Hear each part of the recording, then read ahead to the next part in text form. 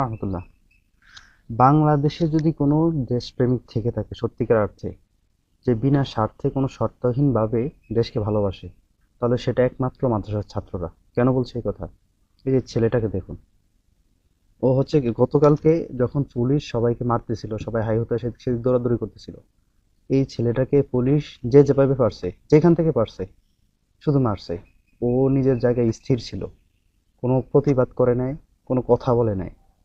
শুধুমাত্র আল্লাহকে সন্তুষ্ট করার জন্য, হাদি হত্যার বিচারের জন্য দাঁড়িয়েছিল এক স্থানে।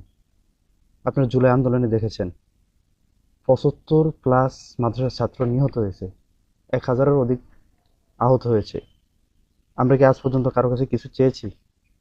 কোনো মাদ্রাসার ছাত্র কারো কাছে আজ পর্যন্ত কিছু চায় নাই, ভবিষ্যতেও চাবে না, কারণ তারা কোনো দেশের গোলামি করে না। ভারতের তারা দালাল না, তারা আমেরিকার দালাল না। তারা শুধুমাত্র দেশকে ভালোবাসে, ইসলামকে ভালোবাসে, ধর্মকে ভালোবাসে।